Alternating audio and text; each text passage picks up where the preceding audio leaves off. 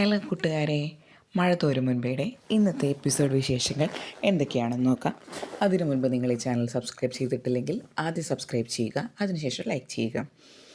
അങ്ങനെ എല്ലാ പിള്ളേരും കൂടിയിട്ട് നമ്മുടെ വൈജയെ കാണാൻ കൊല്ലപ്പള്ളിയിലെത്തിയിരിക്കുകയാണ്. അങ്ങനെ കൊല്ലപ്പള്ളിയിൽ വന്ന് ആദ്യം ഒരു വൈജയുടെ അടുത്ത് സംസാരിക്കുന്നുണ്ട്. ഈ സമയത്ത് ശിവനും കമലയൊന്നും ആ വീട്ടിലില്ല. അങ്ങനെ സംസാരിച്ചിട്ടും വൈജ സമ്മതിക്കുന്നില്ല. അങ്ങനെ വൈജ റൂമിലോട്ട് പിണങ്ങിപ്പോവും. ആ സമയത്ത് എല്ലാവരും കൂടി ഇരുന്ന് പിള്ളേരെല്ലാവരും കൂടി ഇരുന്ന് സംസാരിക്കുകയാണ്. അപ്പോൾ നമ്മുടെ മനു ചോദിക്കും, രോഹിത് നിന്നെ കോളേജിൽ തിരിച്ചെടുത്തില്ലേ, കൺഗ്രാറ്റ്സ്. അപ്പോൾ രോഹിത് പറയും, അത് അലീന ചേച്ചിയുടെ ഹാർഡ് വർക്കിൻ്റെ ഫലമായിട്ട് കിട്ടിയതാണ്. അലീന ചേച്ചി ആ മാനേജർ അച്ഛനോട് സംസാരിച്ച് കൺവിൻസ് ചെയ്തിട്ടാണ് എന്നെ തിരിച്ചെടുത്തത് എന്ന് പറയും. അപ്പോൾ മനു ഇങ്ങനെ ചിരിച്ച് നിൽക്കുന്ന ഒരു സീനാണ് കാണിക്കുന്നത്. അത് കഴിഞ്ഞ് ഉറങ്ങിക്കിടക്കുന്ന സൗദാമിനി അമ്മയുടെ അടുത്തേക്ക് നമ്മുടെ അലീന വരികയാണ്. അപ്പോൾ സൗദാമിനി അമ്മ ഒന്നും അറിഞ്ഞിട്ടില്ല, നല്ല ഉറക്കത്തിലാണ്. അപ്പോൾ ഉറക്കത്തിനിടയ്ക്ക് ഇങ്ങനെ ചുമയ്ക്കുന്നുണ്ട്. അതിനുശേഷം പിന്നെ ഒന്നുകൂടി ചുമച്ച് കഴിഞ്ഞ് മെല്ലെ എണീറ്റ് നോക്കുമ്പോഴാണ് ആരോ അവിടെ അങ്ങനെ റൂമിൽ വാതിലിൻ്റെ അവിടെ വന്ന് നിൽക്കുന്നത് തോന്നുന്നത്. അപ്പോൾ ശരിക്കും ഒന്നും കൂടി കണ്ണ് തുറന്ന് നോക്കും. അപ്പോഴാണ് മനസ്സിലാവണം അലീനയെന്ന്. അപ്പോൾ സന്തോഷത്തിൽ സൗദാമിനി അമ്മ എണീക്കുകയാണ്. അപ്പോൾ നീ എപ്പോഴാണ് വന്നേ എന്നൊക്കെ ചോദിക്കും. എന്നിട്ട് അപ്പോൾ അലീന എന്ത് ചെയ്യും, എണീറ്റിരിക്കാൻ സഹായിക്കുകയൊക്കെ ചെയ്യുന്നുണ്ട് സൗദാമിനി അമ്മേനെ. അപ്പോൾ അപ്പോഴത്തേനും മുത്തശ്ശിക്ക് കരച്ചിൽ വരും. കാരണം മുത്തശ്ശി ഇപ്പോൾ ഈ യാഥാർത്ഥ്യം തിരിച്ചറിഞ്ഞല്ലോ, അലീന വൈജയുടെ മകളാണെന്ന് സത്യം തിരിച്ചറിഞ്ഞതിന് കാരണം മുത്തശ്ശിക്ക് നല്ല വിഷമമുണ്ട്. ഇപ്പോൾ നിങ്ങളെപ്പോഴാണ് വന്നേ, നിങ്ങളുടെ മാഡത്തിനെ കൊണ്ടുപോകാൻ വന്നതാണോ എന്ന് ചോദിക്കും. ആദ്യം മുത്തശ്ശി ഞങ്ങൾ മാഡത്തിനെ കൊണ്ടുപോകാൻ വന്നതാണ്, പക്ഷെ ഞാൻ വന്നത് മാഡത്തിന് ഇഷ്ടപ്പെട്ടിട്ടില്ല എന്ന് പറയും. അതെയോ എന്ന് ചോദിക്കും. അപ്പോൾ മുത്തശ്ശി കരഞ്ഞുകൊണ്ടിരിക്കുകയാണ്. അപ്പോൾ എന്തിനാണ് മുത്തശ്ശി ഇങ്ങനെ കരയുന്നതെന്ന് ചോദിക്കും. ഇല്ല മോളെ, ഞാൻ നിന്നോട് വല്ലതും തെറ്റായിട്ട് പെരുമാറിയിട്ടുണ്ടെങ്കിൽ നീ എന്നോട് ക്ഷമിക്കണമെന്ന് പറയും. അതെന്താ മുത്തശ്ശി അങ്ങനെ പറയുന്നത്, മുത്തശ്ശി ഞാൻ നല്ല സ്നേഹത്തിലായിരുന്നില്ലേ.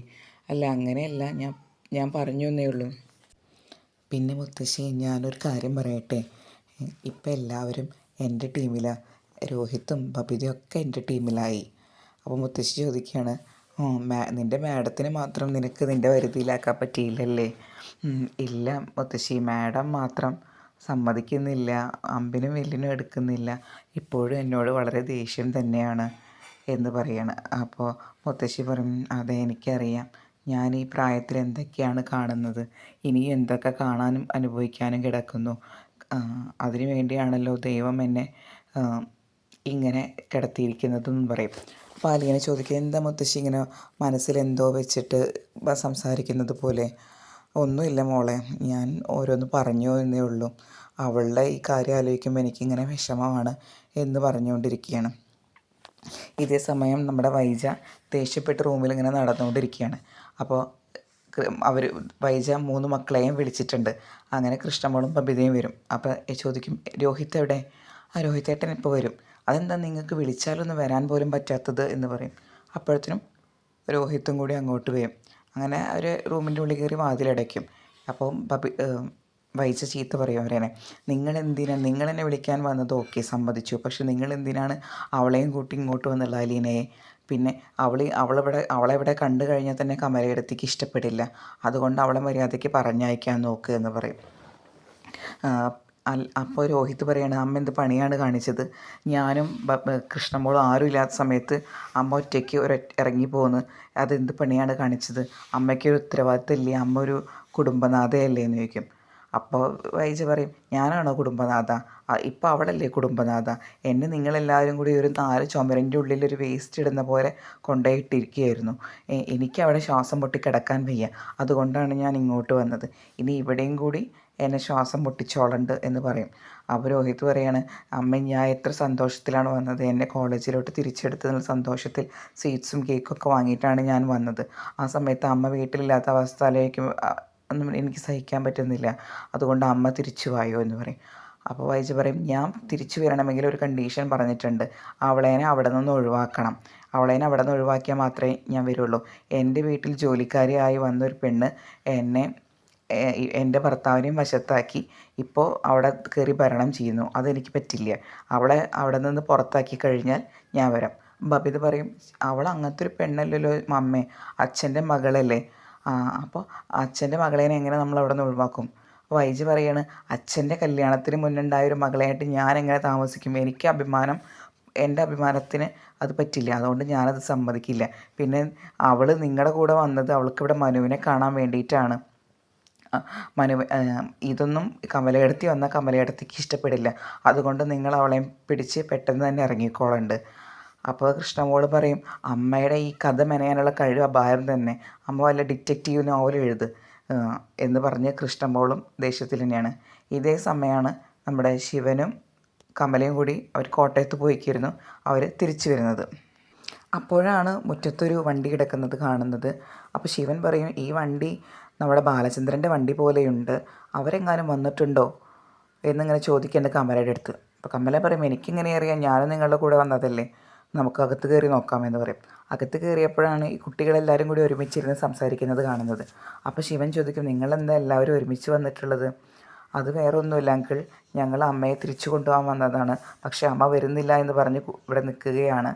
അപ്പോൾ കമല പറയും, നിങ്ങളുടെ അമ്മയെ നിർബന്ധിച്ച് കൊണ്ടുപോകണം, അതല്ലേ നിങ്ങൾ ചെയ്യേണ്ടത്. അതിന് ഞങ്ങൾ ശ്രമിച്ചു അങ്കിൾ, പക്ഷേ അമ്മ തീരെ സമ്മതിക്കുന്നില്ല.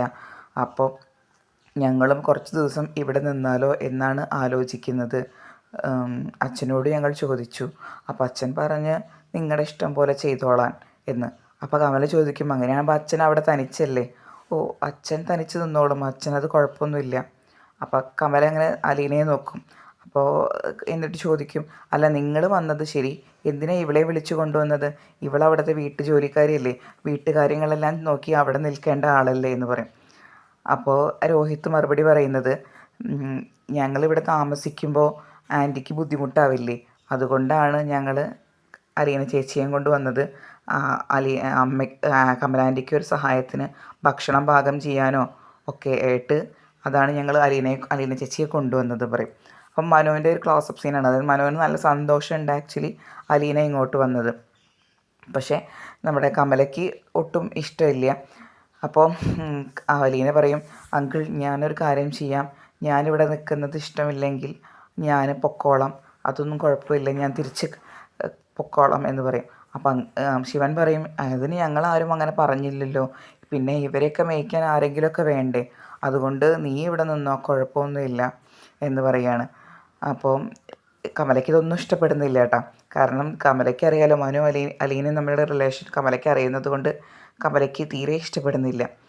പിന്നെ ശിവനോട് അലീന പറയും, അങ്കിൾ ഇവർക്ക് എല്ലാവർക്കും വിശന്ന് തുടങ്ങി, അതുകൊണ്ട് എന്തെങ്കിലും ഭക്ഷണം എന്തെങ്കിലും ഉണ്ടാക്കി കൊടുക്കണം, പിന്നെ കമലാൻറ്റി വരാത്തത് കൊണ്ടാണ് ഞാൻ അടുക്കളയിൽ കയറാഞ്ഞത് എന്ന് പറയും. അപ്പോൾ ശിവൻ പറയും, അതിനെന്താ, നീ അടുക്കളയിൽ കയറിക്കോ, അടുക്കളയിൽ കയറിയിട്ട് ആദ്യം നല്ലൊരു കടുപ്പത്തിലൊരു ചായ ഉണ്ടാക്കുക, എന്നതിന് ശേഷം മതി ബാക്കിയുള്ള കാര്യങ്ങൾ എന്ന് പറയും. അപ്പോൾ അലീനയ്ക്കും മനുവിനും അവിടെ ഒരു സന്തോഷം കാണുന്നുണ്ട്. പിന്നെ മനുവിനെയാണ് കാണിക്കുന്നത്, മനു സന്തോഷത്തിൽ അങ്ങനെ നിൽക്കുന്നതാണ് കാണിക്കുന്നത്. അപ്പോൾ കമലയ്ക്ക് ദേഷ്യം വരുന്നുണ്ട്. കമല പറയും, ഞാൻ ഡ്രസ്സ് മാറിയിട്ട് വരാം എന്ന് പറഞ്ഞ് കമല റൂമിലോട്ട് പോവുകയാണ്. ഇത്രയുമാണ് ഇന്നത്തെ എപ്പിസോഡിലെ വിശേഷങ്ങൾ. അതായത് എല്ലാവരും ഇപ്പോൾ ഒരു കൊല്ലപ്പള്ളി വീട്ടിലാണ് താമസിക്കുന്നത്.